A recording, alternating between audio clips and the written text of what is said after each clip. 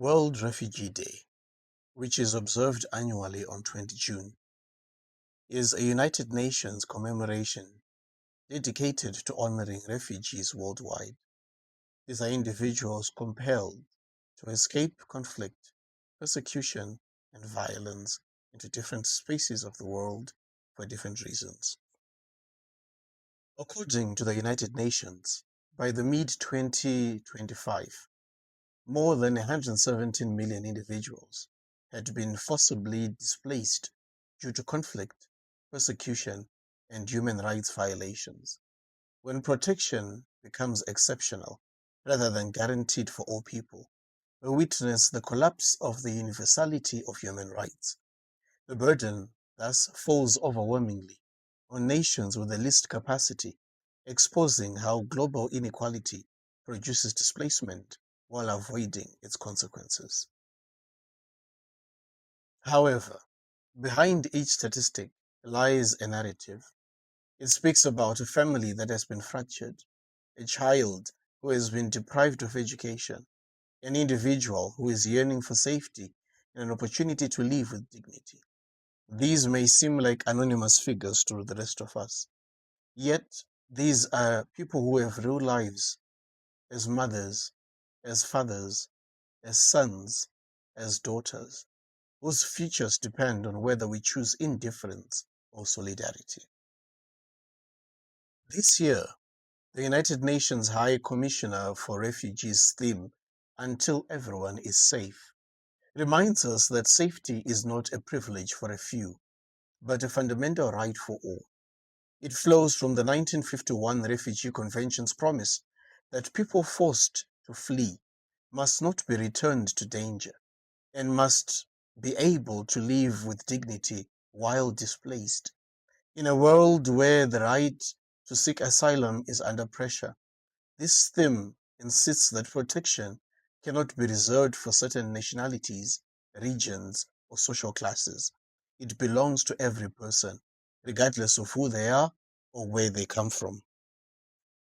No community is genuinely protected, while individuals who are compelled to escape are deprived of safety, hope, and the opportunity to rebuild their lives. When refugees are left without protection, education, or a chance to work, insecurity deepens for everyone, and peace and stability are put at risk. Protecting refugees is not only an act of compassion, but rather it is a condition for the safety of our whole human family. The Catholic Church teaches that every human person is created in the image and likeness of God, which means that each person, regardless of nationality, legal status, or background, possesses an inherent dignity that must never be ignored or diminished. Because refugees share this same divine image, they are not problems to be solved or to be looked at as statistics to be managed. And even though we may not understand them, to even look at them as security threats to be feared, by brothers and sisters to be welcomed, embraced, and received with love as members of one human family. This persuasion leads the Church to call on governments, communities, and individuals to respond to displaced people, not with indifference, hospitality, or exclusion, but with compassion, solidarity, and practical care that upholds their rights, protects their safety, and supports their ability to live with dignity. In the Church's vision, welcoming refugees is not a charitable add-on, but a fundamental requirement of faith and justice, rooted in the command to love one another just as Christ loved us, and in the recognition that Jesus himself, in his own childhood, was a refugee who fled to Egypt with Mary and Joseph to escape persecution. The Holy Father, Pope Francis, sums up our response to migrants and refugees in four verbs: welcome, protect, promote, and integrate. These are not meant to be slogans for a poster or a social media campaign. Rather, they outline a program that touches policy, pastoral practice, and daily life. To welcome means opening safe and legal pathways, reuniting families, and ensuring that people forced to flee are not received with hostility, but rather with hospitality. To protect means defending the rights and dignity of migrants and refugees at every stage of their journey, regardless of legal status, from access to accurate information and protection from exploitation to fair procedures and basic material security. To promote means creating conditions in which refugees can truly flourish. Access to education is given, to have access to work, access to healthcare, and the freedom to develop all the dimensions of their humanity, including their religious life and freedom.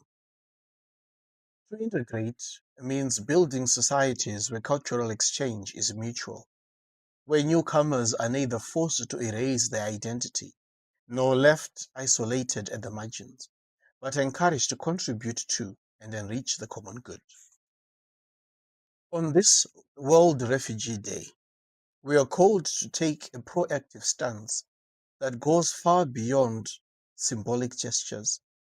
We are invited to speak clearly against hate speech, attacks, and the misinformation that dehumanizes people forced to flee, and instead to share authentic stories of courage, resilience, and hope that reveal the real faces behind those statistics that we constantly hear about. This commitment includes supporting, according to our means, those organizations that provide concrete assistance in forms of safe shelter, education for children and the young, legal aid to navigate complex systems, psychosocial support, and pastoral and spiritual care that honors people's dignity and faith. It also means using our voices and civic responsibilities to advocate for fair and accessible asylum procedures, humanitarian visas, and migration policies that place the protection of human life and dignity at the center, in line with both the United Nations call to defend the right to seek safety and the Catholic social teachings' insistence that laws must serve the most vulnerable first.